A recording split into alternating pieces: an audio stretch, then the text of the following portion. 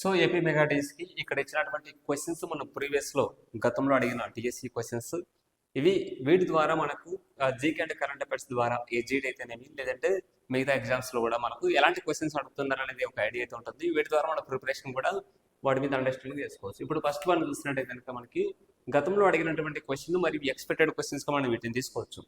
భారత్ మార్కుల మధ్య సరిహద్దు రేఖ ఏది అనేది simple and basic and important question. So ఇది రాడ్ క్లిఫ్ రేఖ అని చెప్తాం. భారత్ మరియు పాకిస్తాన్ మధ్య ఉన్నటువంటి రేఖ ఏదంటే రాడ్ క్లిఫ్ లైన్ లేదా రాడ్ క్లిఫ్ రేఖ అని చెప్తాం. అదేవిధంగా ఫెరా చాలా ఇంపార్టెంట్ అనేది ప్రతి సంవత్సరము డిఎస్సి మీద ప్రతి ఒక్క ఎగ్జామ్లో అడిగినటువంటి ఫెరా గురించి కంపల్సరీ అడుగుతూనే ఉంటాడు అనమాట. ఫెరా గురించి ఏర్పడిన సంవత్సరం కావచ్చు, ఫెరా గురించి వాటి యొక్క ఫుల్ ఫామ్ కావచ్చు. సో ఇక్కడ మనకి ఫుల్ ఫామ్ సంబంధించి ఎక్కువగా అడగడం జరిగింది. సో ఇక్కడ ఫెరా గురించి ఫుల్ ఫామ్, ఎక్స్టెన్షన్ ఫామ్ లేదా విస్తరణ రూపం అనేది అడగడం జరుగుతుంది. ఇందులో ఫారిన్ ఎక్స్చేంజ్ రెగ్యులేటింగ్ యాక్ట్ అందులో మనకు ఫారెస్ట్ ఎక్స్చేంజ్ సంథింగ్ ఇలా విధంగా ఉంటాయి అనమాట. అన్ని దాదాపు రిలేటెడ్గా ఉంటాయి. సో ఇది మనం గుర్తుపెట్టుకోవాల్సి ఉంటుంది. ఫెరా ఎక్స్టెన్షన్ ఫామ్ వచ్చేసి ఫారిన్ ఎక్స్చేంజ్ రెగ్యులేటింగ్ యాక్ట్. మరి అదేవిధంగా యునెస్కో గురించి కూడా ఎవరీ ఇయర్ అనేది అడగడం జరుగుతుంది. ఇప్పుడు కూడా మనం ఎక్స్పెక్టెడ్ క్వశ్చన్స్గా తీసుకోవచ్చు.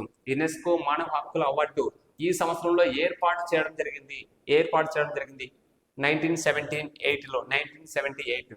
ప్రాథమిక రంగులైన ఎరుపు మరియు ఆకుపచ్చలను కలిపితే ఏ రంగు వస్తుందో అనేది కూడా మనకు జనరల్ అడిగిన క్వశ్చన్ పసుపు రంగు. సో అదేవిధంగా భారతదేశపు ఉక్కు మనిషి చాలా ఇంపార్టెంట్ వన్. అదేవిధంగా basic question Sardar Vallabhbhai Patel.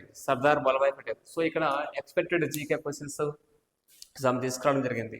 But ఏంటంటే ఇలాంటి ఎక్స్పెక్టెడ్ క్వశ్చన్సే కాదు, రాబోయే ఎగ్జామ్స్లో మెగా డిఎస్లో ఎక్స్పెక్టెడ్ క్వశ్చన్స్ కోసం ఒక 300 ఎక్స్పెక్టెడ్ క్వశ్చన్స్ తీసుకురావడం జరిగింది.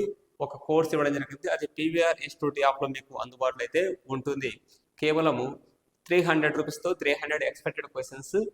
వీటి ద్వారా మీకు మంచి స్కోర్ సాధించి మెగా డిఎస్సి జాబ్ సాధించడం కోసం తోడ్పడుతుంది. Thank you.